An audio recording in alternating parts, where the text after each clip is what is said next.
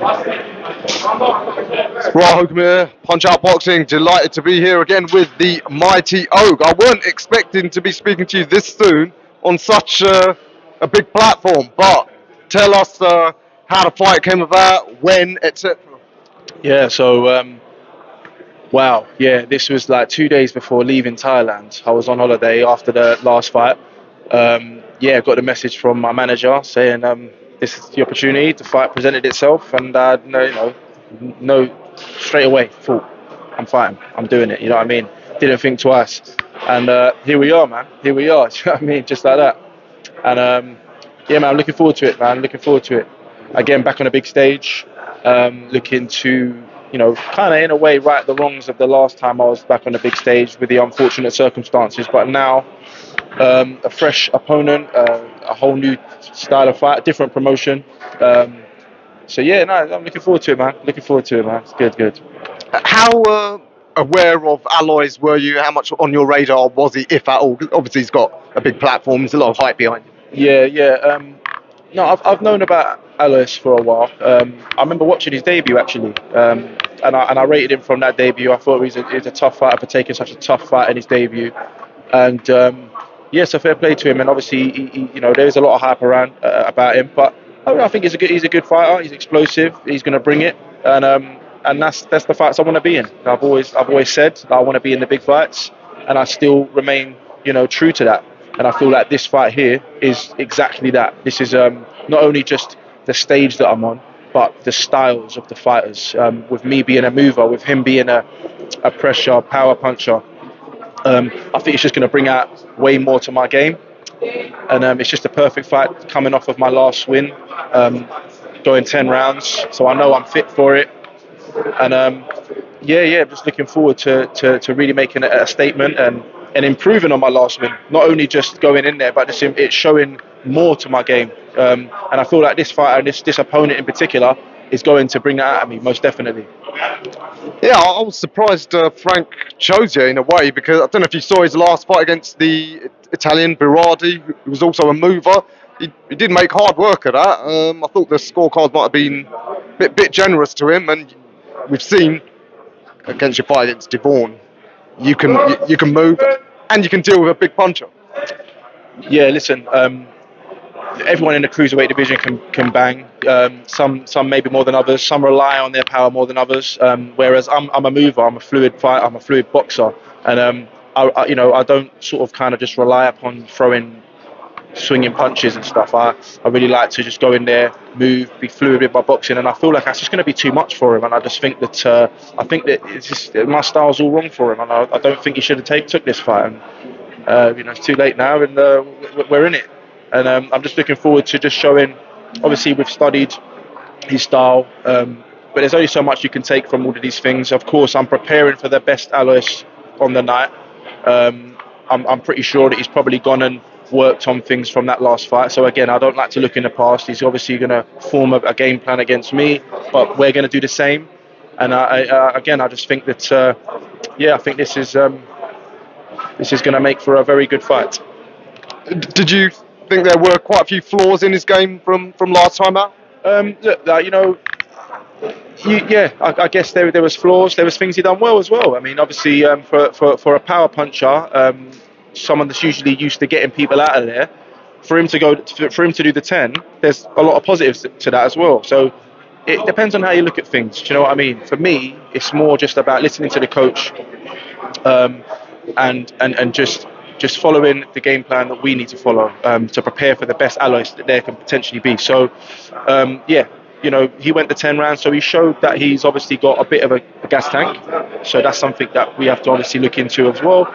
But again, for me as the fighter, I just listen to my coach. You know what I mean? And Andy Gill's the one that kind of pretty much strategizes and guides me to the victories. And I believe that's what's going to happen on the 7th of December. And I'm just going to, as long as I show up to every session and every and on the night, it's gonna be enough. ALOYS is really young. I think he's only 21. Do you think that impetuousness of youth could cost him? Because you've got that maturity. You can stay measured, keep to a game plan. Youngsters, a bit more prone to frustration. Yeah, that's true. That's true. And he is young. He's very young. But look, we can't. It's one of them things, right? You can't hope for anything. You just have to prepare for the fighter in front of you, the strengths that they have, whether they've got the strengths or weaknesses, and you just prepare for that fighter. Because on that night, he might show a lot of maturity. He might not show that side of him. So I don't look for the what ifs or the what could be's. I just look for the facts, the stats, and go there and do what I do best. And I believe that'll be enough. I know you fighters you don't like looking ahead and start dreaming, but he's got that WBC international title. I mean, win that. I mean, God knows how high up the rankings that'll put you. Yeah, no, exactly, and that's another reason why I took this fight, just for the stage that I'm on, and also where it will propel me to in the rankings, and obviously bigger opportunities that will present themselves once I do get through this fight. And so this is what this game's about. This boxing game is just about taking your opportunities when they come, and and and seizing everything, and that's what I'm planning to do, and hopefully loads of doors will open, and yeah, we'll push on. We'll push on. That's the main thing. Absolutely. Have you finally started getting paid yet in this sport? Because I know you guys on the small scene, no one's getting paid, including the promoters. Yeah, no, exactly. The small hall scene. There's no money in it at all. You really just do it out of love, and you do it out of the fact that in time these opportunities will present themselves. And being on a stage like this, of course, money is involved. But again, it's still not where my head is at. Of course, if you want to really earn money and get the biggest prizes, you still have a lot of work to do. Being on stages like this, you are going to get significantly more than you get as a small hall fighter. But I don't think about that element of this fight. I think about who is in front of me, the opportunities that can present themselves after winning this fight, and where I will be, and that's ultimately my career's not done yet. It's far from over, and yeah, hopefully by the time I've finished, I've got my faculties and I've got a few quid in the bank. So that's an ideal world, but we still got work to do. So we're going to still push on and hopefully get a few more paydays along the way as well. Remind me how old you are? I'm 33, so I'm quite old in the boxing game. So again, that's another reason why I like to stay consistent, keep pushing, keep moving, and take opportunities when they present themselves. And I feel like that's what I've done now. And I'll give myself a good few years left. I live the life, I take care of my body, and I show up to training, and I'm consistent, determined, and that's going to show on the night as well. Nah, 33 is not old for a cruiserweight. And I remember that first day we spoke in Grays, your coach said he thinks cruiserweights peak at 37.